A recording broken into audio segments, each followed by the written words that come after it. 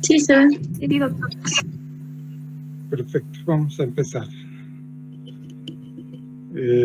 Vamos a empezar con cirugía de intestino delgado. La primera parte es solamente un recuerdo en realidad de lo que ustedes ya han llevado.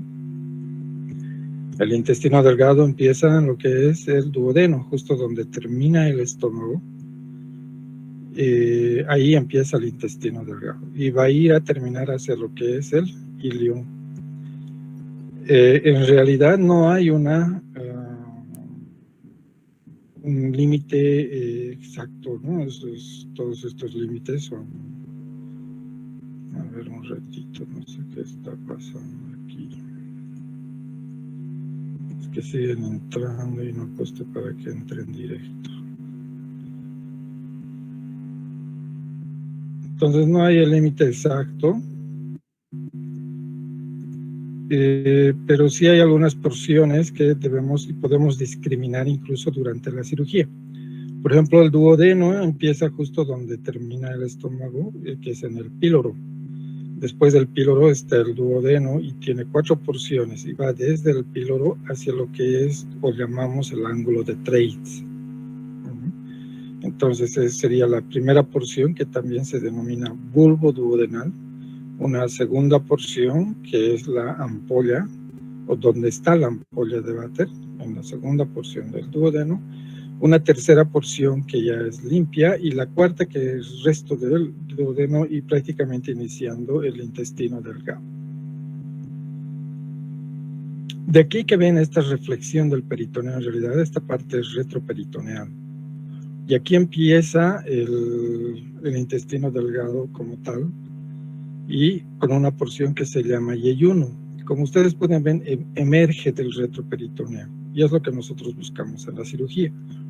Cuando levantamos todo el intestino delgado y llegamos y vemos que se mete hacia el retro, ahí es el ángulo de Treitz.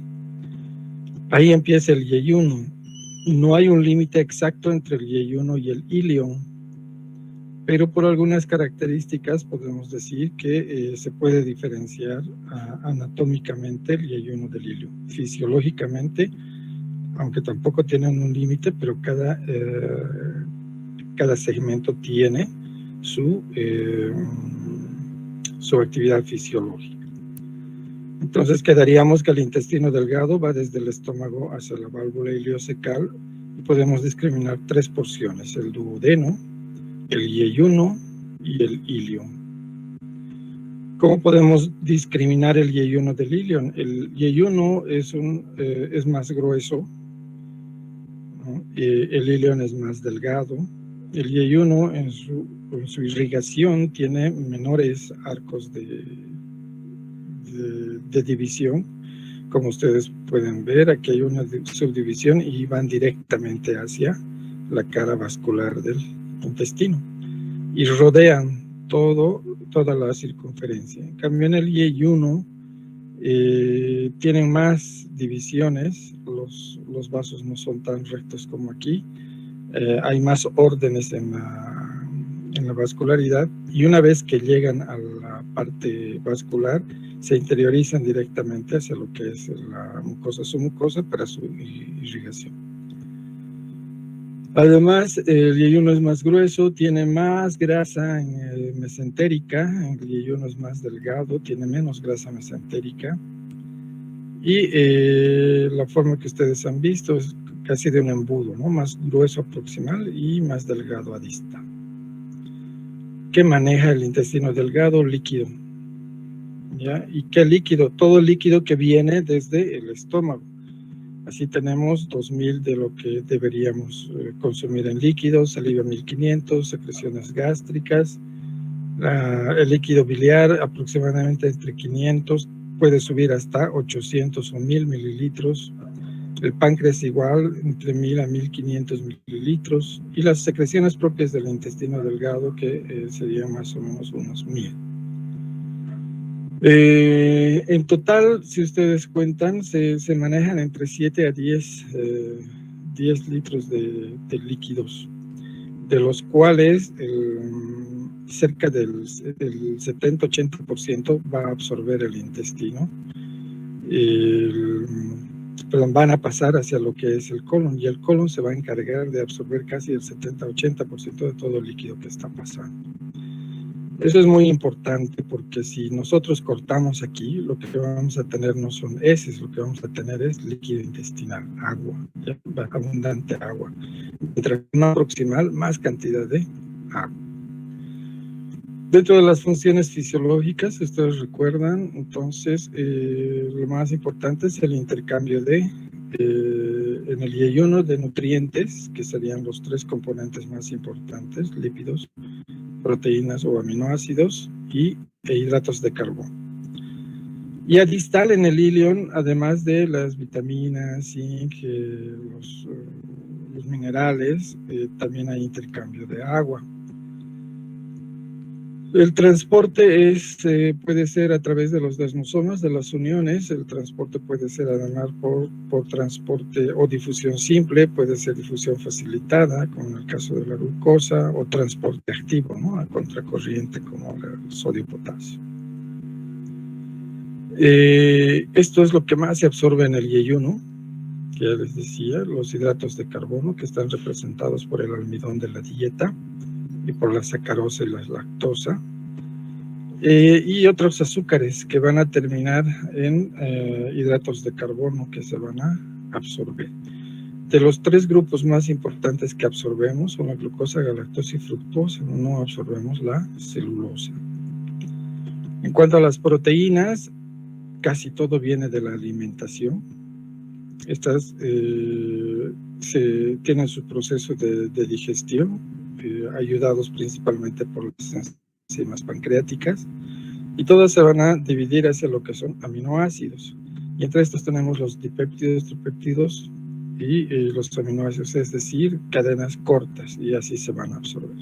También podemos tener aminoácidos directos de la dieta, ¿no? Principalmente los vegetales. Y el otro gran grupo son los lípidos. Aquí tenemos los triglicéridos principalmente, que van a ir en primera instancia a la acción micelar de los jugos biliares para formar micelas o vacuolas lipídicas, y estos se van a ir a absorber en forma de triglicéridos y ácidos grasos, ¿no? Los 3 grandes grupos de la dieta son los triglicéridos, los fosfolípidos y los lípidos o grasas normales, que van a ir hacia el torrente sanguíneo. Si ustedes recuerdan, se absorbe un tanto a la sangre venosa, que es parte del sistema porta, y el otro tanto se absorbe principalmente en los triglicéridos al kilo, es decir, hacia el líquido linfático, ¿no? Que termina en la cisterna magna. Recordando también la motilidad, que es importante. Cuando ustedes ponen el estetoscopio en el estómago, ustedes escuchan enteramente los ruidos hidroaéreos. Estos ruidos hidroaéreos son variables en cuanto al segmento que estén utilizando. En el duodeno, por ejemplo, si se logra escuchar, puede ser hasta 12 contracciones por minuto. En promedio, entre yeyuno y ilio, se maneja entre 3, máximo 5 ruidos intestinales por minuto. Más de allá ya es hipermotilidad, y menos es hipomotilidad, ¿verdad? ¿Cuál es la característica de la motilidad del intestino delgado? Que se contrae siempre a propulsión, es decir, siempre de proximal hacia distal. Esta característica está dada principalmente por los movimientos simpáticos, ¿ya? Y también se dice que está regulada por las células de Cajal, es decir, una contracción intrínseca. Además, hay los movimientos de mezcla, que son contracciones ya donde más que el simpático ingresa a las células de Cajal, que en realidad significan un método de hacer que este bolo no solamente sea hacia adelante, sino que vaya reteniéndose o mezclándose de acuerdo al tiempo que está yendo para su absorción. No solamente está regulado por el sistema simpático, y el parasimpático domina más la secreción glandular. Sin embargo, algunas fibras sí regulan la motilidad. Pero la acción principal de la regulación de absorción, secreción e incluso de motilidad está dada por el sistema endocrino del intestino delgado, que son estas hormonas. La más importante y la más utilizada, por ejemplo, es la somatostatina, que están secretadas por las células D presentes en el estómago y en el duodeno, y cuya acción principal es la inhibición. ¿Ya? Nosotros tenemos un análogo de la somatostatina, que es el octreotide, es un fármaco que se utiliza como inhibidor, es muy utilizado para cerrar fístulas, para incluso sangrados, etcétera, etcétera, porque su acción es inhibidora enteramente de todas las funciones secretoras del intestino. A la otra la conocen, que es la secretina. La secretina estimula la secreción pancreática y regula también el vaciamiento gástrico e indirectamente regula la motilidad intestinal. Por sí, las hormonas más importantes son estas porque actúan en todo el intestino. Y hay otras que son más selectivas, como la colecistocinina, por ejemplo, que es para la vesícula biliar. Voy a conectar el cargador, se me está acabando la batería. Bien. Perdón. Entonces es más selectiva, ¿no? Que funciona más hacia lo que es el árbol biliopancreático. La motilina más exclusivamente al intestino delgado y otras que son menos conocidas. ¿Qué es importante en la técnica quirúrgica? ¿No? Nosotros jugamos en esto en realidad. Y ¿cómo hacemos la cirugía de intestino delgado? Entonces es necesario determinar estos parámetros. Por ejemplo, enterotomía. La enterotomía es solamente la apertura de la pared del intestino delgado. ¿Ya? No quiere decir cortar por aquí, ni sacar, ni hacer una ostomía, seguramente bien con el doctor Ferrufino. Enterotomía es cortar, es decir, que voy a hacer una incisión y listo. ¿Ya? Puede ser profunda, puede ser superficial, puede ser longitudinal, puede ser transversal. ¿Ya? La idea es cortar el intestino delgado. ¿Cuál es el objetivo de esta apertura intestinal? El explorar principalmente. ¿Ya? Si hubiera un cuerpo extraño aquí, atorado, entonces no hay otra forma que cortar, o sea, hacer una enterotomía y la extracción del cuerpo extraño. Se pueden sacar pequeños tumores, principalmente los benignos, porque los malignos van a salir como en esta pieza, todo el intestino delgado. ¿Ya? Pero los benignos, como son benignos, no hay necesidad de ser tan agresivos y sacar tanto intestino. Basta hacer una enterotomía. Si es un pólipo, por ejemplo, sacar el pólipo y se acabó el problema. Entonces estaríamos haciendo una enterotomía más extracción o resección de algún tumor, ¿no? Resecar quiere decir sacar. Cuando está ocluida la luz, por ejemplo, en ese caso puede haber una estenosis, entonces para no sacar todo el segmento y volver a unir, se puede hacer una enterotomía y volverla a unir en sentido contrario a lo que tenía la estenosis. Es decir, si la estenosis va de proximal a distal, entonces cuando cortemos esta parte, la unión va a ser en sentido transversal. ¿Ya? Entonces este borde se va a unir aquí y así sucesivamente. Y así solucionamos el problema de estenosis. Es más frecuente en cirugía infantil porque ellos presentan estenosis benignas. ¿Ya? Podemos hacer para cerrar o desfuncionalizar, en este caso, la enterotomía si suponemos que aquí ha habido una cirugía mayor. Y para proteger esta cirugía voy a hacer un corte y la voy a abocar hacia afuera, ¿no? Entonces, eso ya sería una enterotomía más una ostomía. Puedo cortar el intestino para ver los límites de una anastomosis. puede ser parte de la enterotomía de un procedimiento mayor. Por ejemplo, a veces cuando ya se le ha operado a un paciente de vía biliar y se ha unido al IE1, ya no es abordable por estómago. Entonces se hace una enterotomía y se pasa por aquí el endoscopio y se va a trabajar en la vía biliar a través de esto. Entonces se llamará transienal, transiliar, etcétera, etcétera. Para eso se utiliza también una enterotomía. O finalmente, como decía, para simplemente sacar al exterior un segmento intestinal.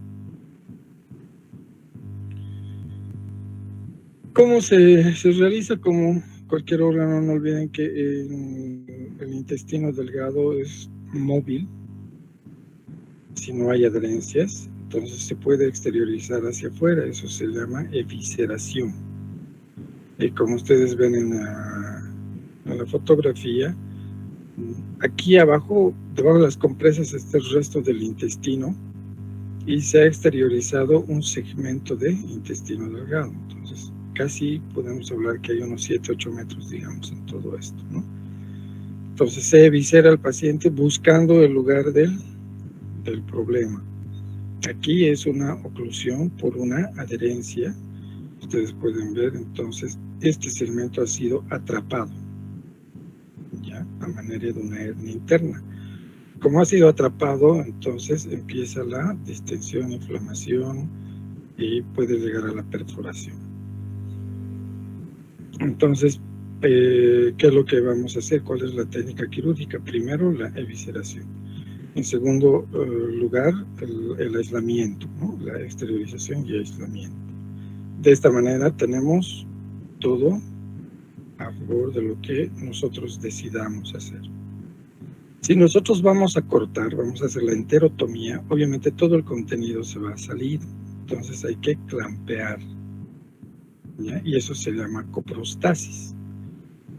Se pueden usar los de Doyen, hay clamps intestinales curvos, hay rectos, hay de ranurados, lisos, etcétera, etcétera. Pero el objetivo es evitar que se salga el contenido hacia afuera, ¿ya? Y se puede hacer la longitud de SDC o la que sea necesaria para el procedimiento quirúrgico adecuado. Entonces aquí está la enterectomía, una enterotomía, corte, solamente el corte. Y este corte, después de que se haya hecho el procedimiento, se rafia. Pero sí, ¿qué pasa si esto no es suficiente y tengo que sacar todo el intestino delgado, todo este segmento por lo menos? Entonces ya no se llama enterotomía, se llama enterectomía, ¿ya? ¿Qué significa? La resección de un segmento del intestino. Resección quiere decir sacar, entonces vamos a sacar todo un segmento del intestino delgado.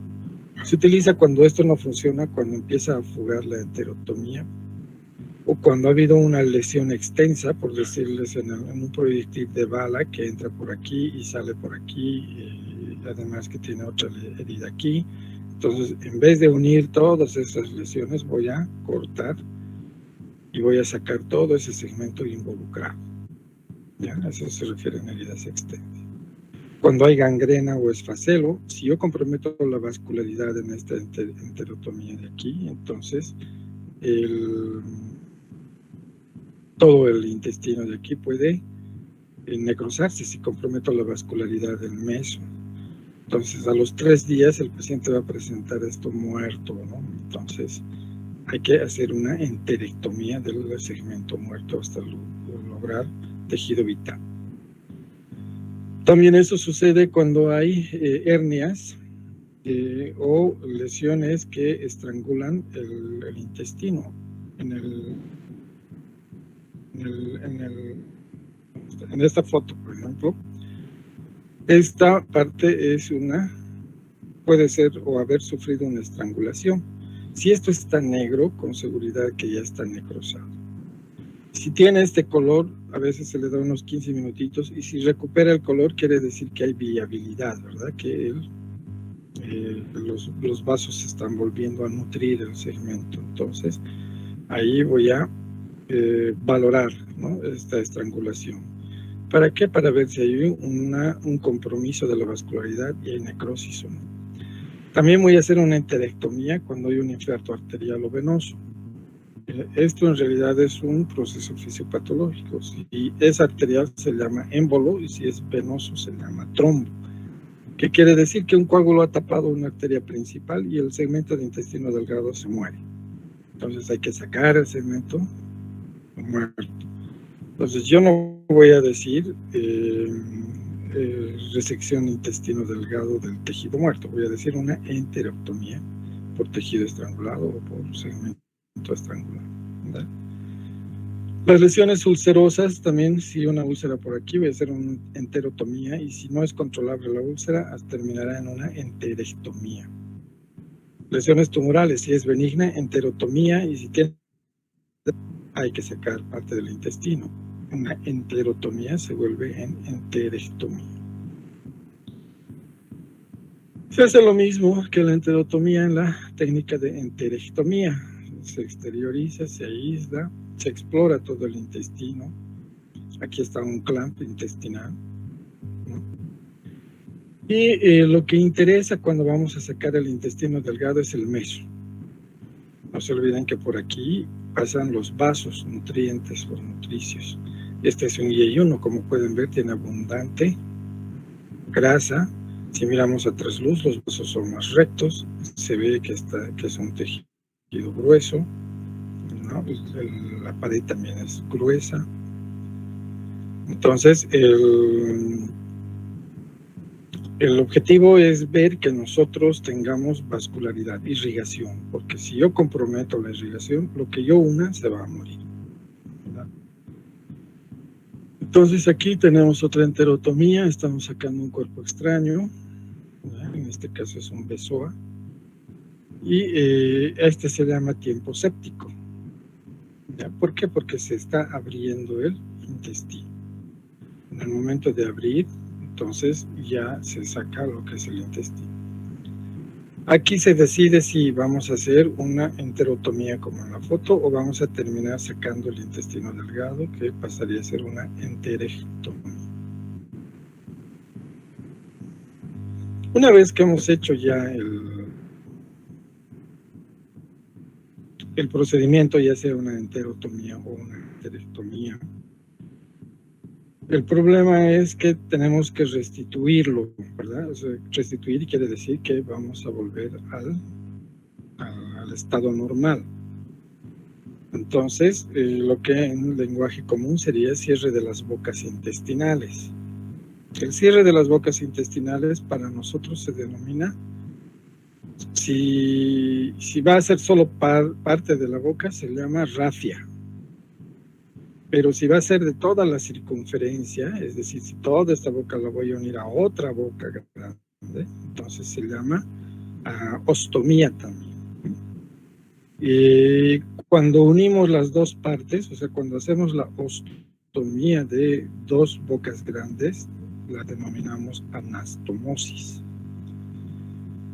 Esto lo podemos realizar mediante sutura manual, es decir, como aquí en el gráfico, con hilitos, o grapas, que sería la sutura mecánica. Podemos usar puntos continuos o podemos usar puntos separados, de acuerdo a la técnica que ustedes crean conveniente. El hilo que más se utiliza es el Vicryl 3 ceros en intestino delgado y el refuerzo con seda 3 ceros. Por mucho tiempo esto cambiaba. Hace muchos años, esto era muchos años, hasta los 90, cuando yo era estudiante todavía, incluso cuando era interno, en el 98, 99, el primer plano se hacía con seda, todo se hacía con seda y puntos separados. Aparece el Vicryl y esto cambia la técnica quirúrgica, ya todo es puntos continuos, Vicryl 3 ceros y afuera ya con seda. Y hoy por hoy ya se puede usar el hilo de su preferencia, ¿no? Que ya hemos avanzado en conocer el material, las ventajas, desventajas. Otros usan el prolene, otros utilizan el mercilene, dependiendo a lo que uno se acople o desee. Ahora hay hilos dentados, entonces estos facilitan mucho más todavía las anastomosis. Entonces estamos ya en eso en la cirugía. Si yo hago la anastomosis o hago el cierre o la unión, entonces se llama anastomosis. Pero si esa boca la voy a sacar hacia afuera, aquí hacia afuera del cuello, ya se llama ostomía. En el caso del intestino se llama ostomía, en el colon se llama otra cosa además. Entonces lo que estoy haciendo en realidad es una enterostomía. Enterostomía quiere decir sacar esto hacia afuera del estómago. Este abocamiento que se realiza puede ser de un segmento del intestino a través de la pared, o puedo hacerlo a través de otro o un túnel, ¿ya? Haciendo una tunelización y sacarlo hacia el otro lado. Directo, indirecto, o sea, dependiendo de la técnica que voy a utilizar. Lo que se ve aquí, ustedes están viendo un segmento de intestino delgado. Esta es la mucosa.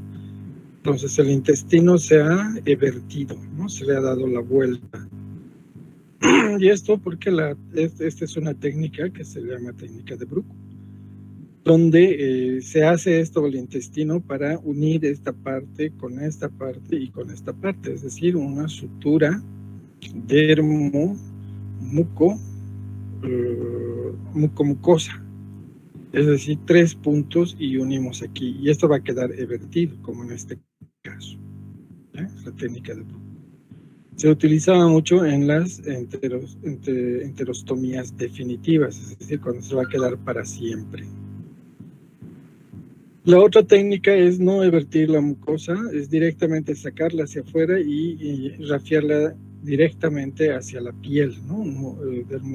Dermomucosa o dermosomucosa, donde queda así plana. Entonces, la técnica de la preferencia que sea del cirujano se realiza la ostomía. ¿Cuándo se realiza esto? En la enfermedad de Crohn.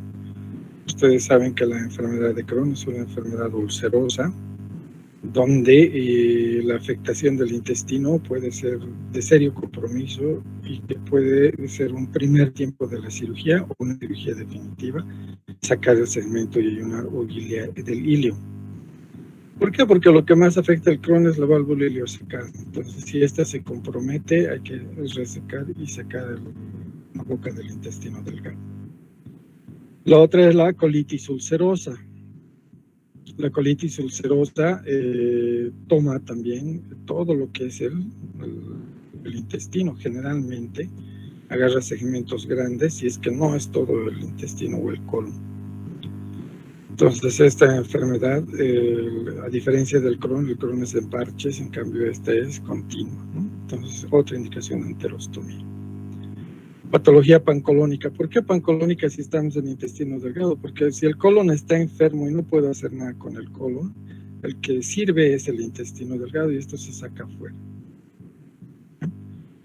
Entonces, cuando la pancolónica, quiere decir todo el colon, no puedo salvar ni un segmento del colon, entonces saco el intestino delgado hacia afuera. O finalmente con fines de alimentación. Ustedes se han visto ya las gastrostomías, perdón, la anterior clase, entonces también se puede hacer yeyunostomías, hay varias técnicas para realizar. ¿Cuál es el objetivo? Sacar un segmentito de una boca del intestino delgado para alimentación. Para alimentación. Y después esto se llama estoma. ¿Ya? Estoma. Entonces hemos visto los términos enterectomía, rafia, enterostomía, enterectomía, anastomosis y ahora otro término que es el estoma. Este estoma viene de boca, ¿no? Entonces por eso se llama estoma. Tiene su ciencia, tiene su especialidad, de hecho es una subespecialidad de enfermería, hoy también de medicina, incluso los asistentes médicos lo utilizan.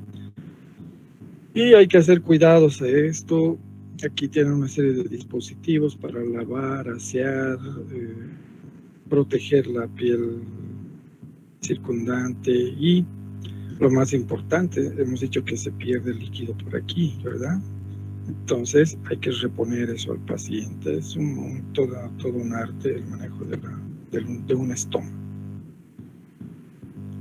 Cuando hacemos un estoma o una ostomía, hay que ver no solamente por qué la vamos a hacer, ¿no?, sino dónde vamos a hacer. Quiere decir que la vamos a clasificar, ya sea dónde, en base a su función y si se va a quedar o no en el tiempo. Por ejemplo, si vemos dónde, en primer lugar vamos a ver el lugar del intestino. Si es proximal será en el yeyuno y si es distal, como en la foto, en el ilium. Se define por cuadrantes. Si aquí está el ombligo, tenemos 2 cuadrantes superiores, 2 cuadrantes inferiores. Aquí, como ven, cuadrante superior, cuadrantes inferiores. Si es ilion, convendrá hacerla aquí, ¿verdad? Ahora, si el ilion es largo, convendrá hacerla aquí. Si es yeyuno, es preferible hacerla por aquí, por el lado izquierdo. ¿Por qué? Porque el yeyuno más o menos discurre este trayecto y el ilion viene con este trayecto. Entonces, la localización es importante. De manera general se escogen los cuadrantes inferiores, ya sea derecho o izquierdo, respectivamente. ¿Cuál es la regla? Buscar un área plana. Si la hago cerca al ombligo, el estómago va a dirigirse hacia el ombligo y va a ser una catástrofe. Si la hago más hacia la cresta ilíaca, por ejemplo, entonces está más cerca al hueso, no pega la bolsa y es otro problema. Tiene que ser exactamente en el lugar más plano y donde no se deforme, ¿ya? Esa es una ventaja. Y además que si el paciente se agache, no interfiera con el objetivo del estómago. Entonces, son pequeños detalles que hay que cuidar durante la cirugía. Por su funcionalidad, entonces podemos hacerla en asa, que sería parcial, o podemos hacerla total. Esta es total porque está saliendo todo el intestino hacia afuera. Pero si solo voy a sacar un cachito aquí del asa intestinal, eso se le llama enterostomía en asa. Quiere decir que, por un lado, si ustedes entran, van a seguir el trayecto normal y el otro se va a salir por este otro lado. ¿Ya? Eso es cuando va a ser temporal, así es más fácil rehacerla y soltarla solamente hacia la cavidad. Aquí, por el tiempo, si es temporal, como les decía, entonces de aquí a un tiempo lo vamos a volver a rafiar y se le va a soltar a la cavidad. Y si es definitiva, se va a quedar ahí de por vida. Entonces, esta es una ileostomía. Como hemos dicho, el ilion es de preferencia en la fosa ilíaca derecha. Se puede hacer mediante una incisión de Marconi, es decir, una diagonal u oblicua, que etcétera, etcétera, ¿no? En el punto medio, con la unión del punto medio, con el tercio distal, etcétera, etcétera. Donde nosotros tenemos que ver si va a ser temporal o definitiva. Como les decía, temporal se puede hacer en asa y definitiva se puede hacer la ileostomía de Bruch. Aquí está otra vez, la mucosa está evertida y está suturada hacia la piel. Es un área plana, aquí están los pliegues, que arriba están los otros pliegues, es decir, que si se agacha el paciente no va a haber problema. Aquí entra una bolsita cómodamente, puede pegar bien todo esto, entonces no va a lastimar la piel. Entonces son los detalles que vamos a ver de acuerdo a donde hagamos. Cuando vamos a hacer una yeyunostomía, en este caso, la misma técnica se puede utilizar, es decir, una enterostomía parcial, sirenasa, o solamente desfuncionalizar el segmento proximal y el distal. Hay otra técnica como en esta, que es la de Witzel, donde no vamos a sacar el intestino, vamos a hacer un agujerito y por ahí pasa una sonda. Una vez que está la sonda hacia adentro del intestino, obviamente aquí es proximal y esto es distal. Una vez que está ahí adentro, entonces le vamos a hacer un túnel con la misma pared del intestino. Aquí están aproximando. Entonces aquí va a haber otro punto, otro punto, otro punto. Entonces vamos a enterrar esta sonda en la misma pared, unos 5 centímetros. y recién va a salir a través de la pared abdominal. Esa se llama técnica de Witzel, y lo que está creando es una fístula intercutánea larga, controlada, cosa que cuando ya no necesitemos la yeoinostomía, solamente sea sacar y jalar la sonda y se acaba el problema, sin necesidad de hacer nada más, solo jalar y punto. Entonces eso es lo que se está viendo en esta fotografía. Hay que alimentar al paciente. Esto se utiliza cuando no puede pasar el alimento por el estómago. El paciente no puede comer, pacientes neurológicos, un paciente que no puede estar toda la nutrición parenteral, solamente puede quedarse máximo 2 semanas, y si es una buena nutrición, una buena técnica, y intercalando a lo mejor hasta 3 semanas. Pero más allá ya no se puede usar la NPT, hay que hacer una yeoinostomía o una gastrostomía de alimentación. Hoy por hoy se hacen estas por vía endoscópica, pero esta es la técnica quirúrgica con la que tenemos que relacionarnos. Entonces, yeoinostomía es sacar un segmento del intestino o abocar el intestino, en este caso el yeyuno, hacia afuera. Puede ser directo, puede ser mediante una sonda. Lo mismo se hace en el colon, la secostomía, la ileostomía, etcétera, etcétera. Entonces hablamos de una sonda. Esta es una sonda, puede ser un anelatón como en la foto anterior, o puede ser una sonda de tipo Petzer como aquí. Esta ya es siliconada, la otra es solamente goma, es un silastic. Y la otra solamente tiene una entrada o a lo mucho 2 entradas, en cambio estas además tienen un dispositivo guía, o sea, son mejor en tecnología. Aquí tiene una esponjita que va a hacer que se pegue a la piel y no haya fugas. Aquí tiene un tope para controlar la distancia. Eso, como les decía, es pues una subespecialidad del manejo de los estomas. ¿Se puede complicar? Por supuesto que se pueden complicar, ¿no? Entonces, las más frecuentes, la incontinencia, por ejemplo, el ajuste imperfecto de la sutura sucede cuando no hay una hemostasis correcta, o sea, una hemostasis deficiente, es decir, que no hay hematomitas o hay fugas de sangrado, o lo contrario, se cierra el vaso y se muere ese segmentito. O cuando está sucio, ¿no? Al pasar el intestino a través de la pared del estómago, se contamina. Entonces, esto va a aflojar el estómago y va a gastar, salir el contenido. Y va a ser, el paciente entra en desequilibrio hidroelectrolítico, ácido base y finalmente sepsis y muerte. Se puede obstruir si usamos una zona intestinal gruesa o no fijamos el intestino como hemos fijado, o hemos puesto en el lugar incorrecto. Como les decía, si el paciente se agacha y va a ir tapando y formando cicatrices y al final no sirve de nada. ¿Verdad? Y lo peor que puede pasar es que haya dehiscencia de las suturas, que se separan los puntos, entonces se vuelve una catástrofe. Esto sucede cuando hay mala asepsia, es el mismo mecanismo de aquí, o cuando el intestino está acodado adentro. Por eso hay que escoger bien el cuadrante. ¿Ya? Les decía, si yo voy a sacar el yeyuno y lo saco aquí, puede ser que se me doble en este trayecto, entonces es más fácil sacarlo por aquí. Si voy a sacar el ilion y lo saco aquí en el cuadrante superior, el ilion va a ir de aquí y va a regresar y va a hacer esta vuelta, entonces se va a acodar. O a veces hemos tomado todas las precauciones y al cerrar la pared, cuando es una herida abierta, pues al cerrar la pared, el estómago recorre y se acoda. Entonces, todo esto puede hacer que el contenido salga adentro. Aquí ustedes pueden ver, esto es un intestino delgado. Esto es aquí está la pared, parte de las vísceras, y estas son natas de fibrina. Y esta es una colección. Entonces, ese es el problema de estos. Finalmente les decía que podemos unir, ¿no? Si unimos las dos bocas con otra boca similar, es decir, intestino-intestino, entonces se llama anastomosis.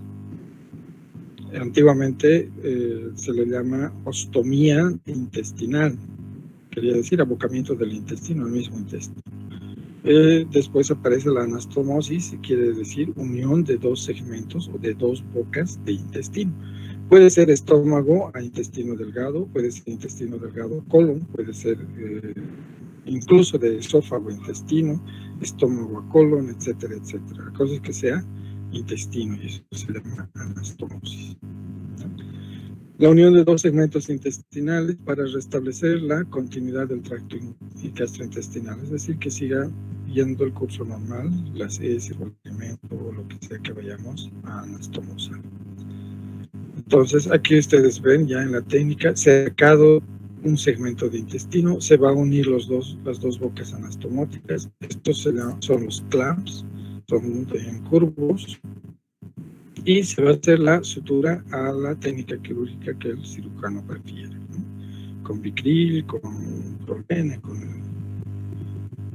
el elemento que esté a su mano y que conozca. Se puede hacer también con clamp intestinal, ¿no? Entonces, sutura mecánica, que ya son directamente disparos de grapas, pueden ser de 3 filas, 2 filas, doble fila, triple fila, etcétera, etcétera.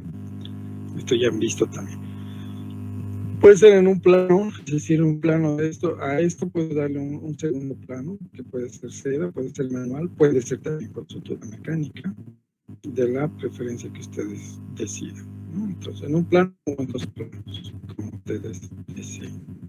Puntos separados y los puntos libres, de la preferencia del cirujano.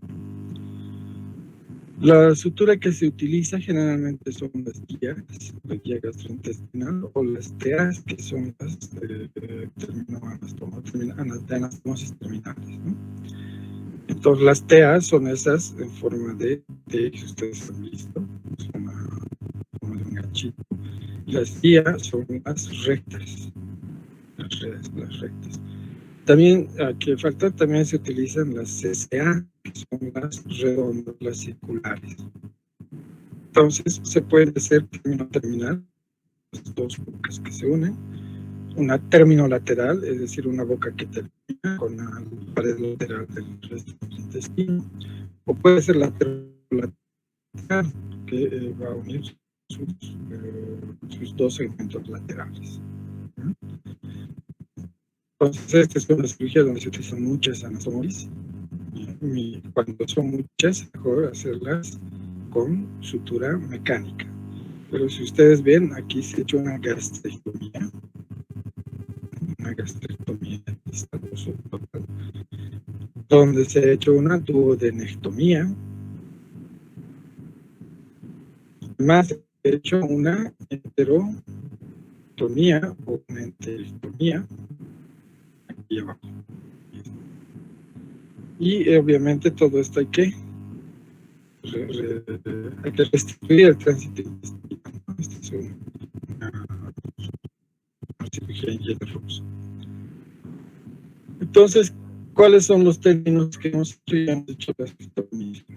Ahora se hacen las anastomosis, se utiliza sutura mecánica, una rafia, y aquí es la primera anastomosis, es una anastomosis término lateral, una gastro y una anastomosis término lateral. Aquí no hay nada, entonces es rafiado. Si esto se uniese a la vía biliar, sería una anastomosis bilio y una biliointestinal no lateral. Aquí va el tránsito y aquí hay otra anastomosis, una que viene desde aquí. ¿Ya? Está el asa disfuncional y el asa alimenticia se llama. Y al unirse aquí se llama una enteroanastomosis. Puede ser enteroanastomosis término lateral. Toda la cirugía en esta se llama Y de Rux. ¿Por qué? Porque se forma una Y. No interesa mucho aquí la cirugía, lo que más me interesa es la terminología que se utiliza cirugía de intestino delgado, que es la más común, que se entienda lo que vamos a hacer. Cuando uno plasma la cirugía en un papel o en un documento, entonces ya no dice todos estos caminos. ¿No? Se les hace una gastroionostomosis en de Rux. Eso significa que se le echa una gastrectomía, una enterectomía, y se echa una gastroionostomosis por un lado y una enteroanostomosis distal. Eso se quiere decir. Y para el que no conoce el término médico, entonces es más difícil todavía, porque quiere decirle que hay un abocamiento del intestino delgado al estómago, de la boca entera con pared lateral de estómago 1 y así sucesivamente. Son los términos que emplea. Las aplicaciones de estas anastomosis son la dehiscencia o la estenosis. Dehiscencia es que se abre la y hay que manejar con abdomen abierto, como el paciente, con abdomen abierto, sepsis seguramente. Y el tratamiento muchas veces en el abdomen abierto es la cicatrización por segunda intención. Esto de aquí abajo, intestino, y se forma una capanita de peritoneo. Y poco a poco se va a ir engrosando y va a quedar una cicatriz como ustedes. Y ya no se hace hacer una plastía y a lo mejor recién intentar, pero es mucho riesgo. Otra complicación es la estenosis, que mi anastomosis, mi unión de los dos las pequeñitas. Entonces, con la cicatrización, si esa luz tenía 2 centímetros, va a aparecer de 1 centímetro, no pasa muchos elementos, que es rehacer la cirugía. Muy bien, doctores. ¿Alguna pregunta? Algo que no se haya entendido.